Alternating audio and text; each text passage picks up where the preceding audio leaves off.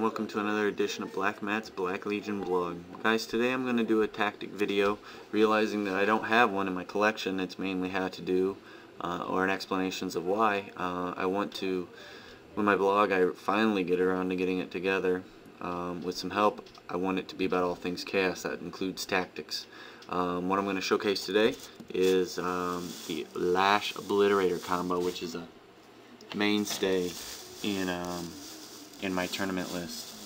It's really nasty, and I'll show you guys how I execute it, or just how effective it is. A lot of people don't really realize until I pull it on them in the tournament, and they don't particularly like it. But so these guys were from my 2007 Grand Tournament Army entry, where I won Player's Choice down in Baltimore. I did real well. I'm very proud of them. I can't play them in the new rules because they pretty much suck. So there you go. Okay, and these are the good guys, supposedly. This is 2 obliterators, and I'm only including 2 so I can show you the combined might of plasma cannons and the lash. So the opposition will be melted, you'll see here very quickly. And here is my sorcerer, and of course he's Slanesh with the lash.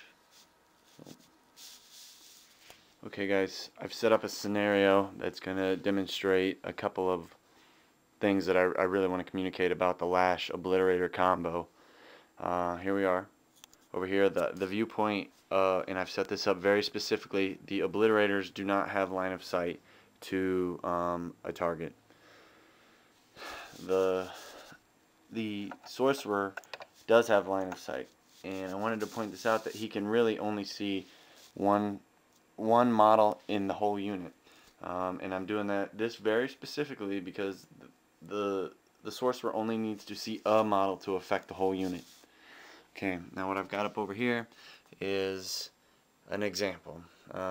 These guys up on top are in the difficult terrain. They're up there just to demonstrate that they are in difficult terrain and getting cover. In fact, one of the things I'll do is I'll put the majority of the squad in cover, so they all get, to say that they all get cover saves, which doesn't matter, and that's something I'm getting ready to show you. So the sorcerer here, he can only see one guy, but it affects the whole unit. So when you go, and of course I forgot dice. Alright guys, sorry about that. Here I am, now I'm prepared. So the same thing is going on. I haven't moved any of the figs around. Basically, here we go. See, this could represent guys in power armor, anything, Terminator armor. You'll hardly ever see just a squad of plain Terminators nowadays, at least in a tournament competitive setting. You will see them with a ton of Thunder Hammers running around with 3+ invuln saves. Now this combo doesn't work really well against them, but they are only rolling 3+ invuln saves, which you can fail 3+ armor saves. So you stack enough wounds on them, and they will go down. However, just don't do it too close to you in case they survive. They have some real good rolling. So here we go. This sorcerer, here he is. His line of sight, he can see that one guy.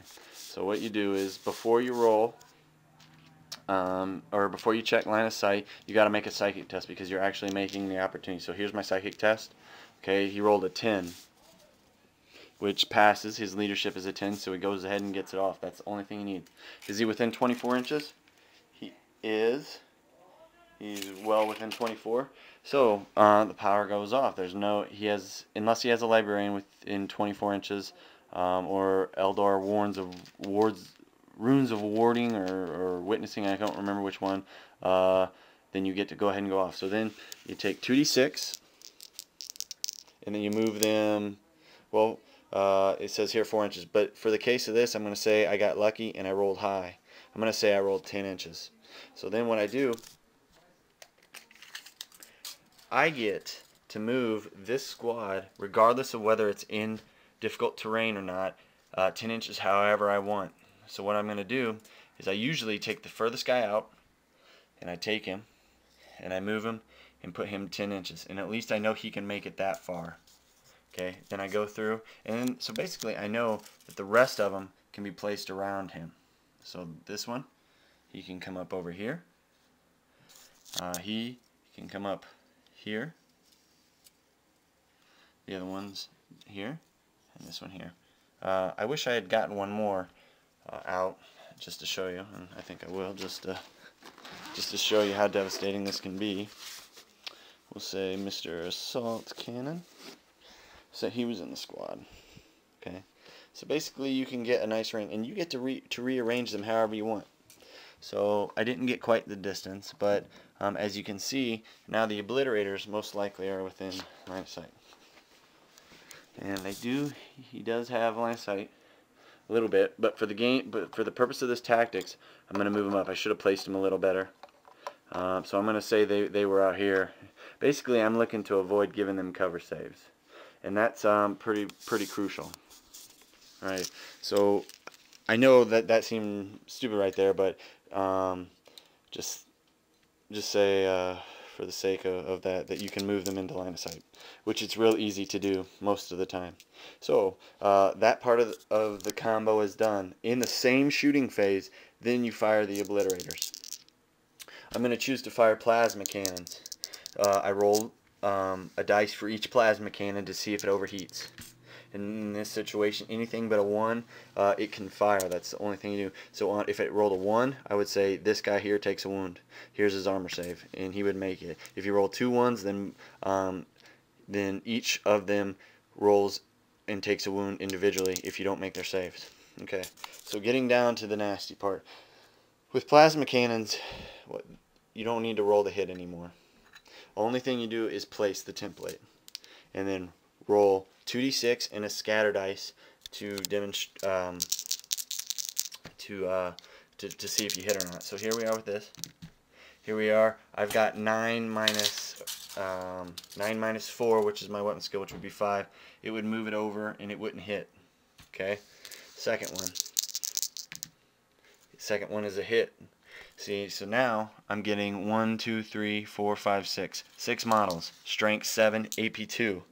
It's disgusting. So I got what I had to say 6. And guys with power armor, you can get up to, I think, 15 if they're regular Marines just standing with the bolters across their chest. It's disgusting because I've done it. Most people will definitely not agree, but I've done it. I've put Marines and then circled them out. The only thing you have to do is you have to have that much touching them for them to take a wound. That's in the rules. So any part touching them. So what I've got here is I've got 6 dice, strength 7, AP 2. So anything but a 1. So 1, 2, 3, 4, 5, 6. Now if I had hit with the first one, also let's say I got 2 hits, then that would be another 6. So that would be a total of 12. So let's just do that again. So okay, here I've gotten 2 1s, so that would be a total of 10. So 1, 2, 3, 4, 5. I don't have enough dice out, so I roll this twice. If that was a situation, so anything but 1s. Oh, so still 3, but then 5 again. Okay, damn, 2 1s, so still 6. Well, you know, 1s pop up. Sometimes they do, sometimes they don't. And if I had a third obliterator, which is how I normally run them, I would have rolled it again, and I would have had 6 more. You can do extreme amount of damage with this combo. So what I say before, I rolled 6 wounds. So they got 6 5 pluses. Bam, there you go, 5 of them dead. That doesn't make people happy, but it sure as hell kills them.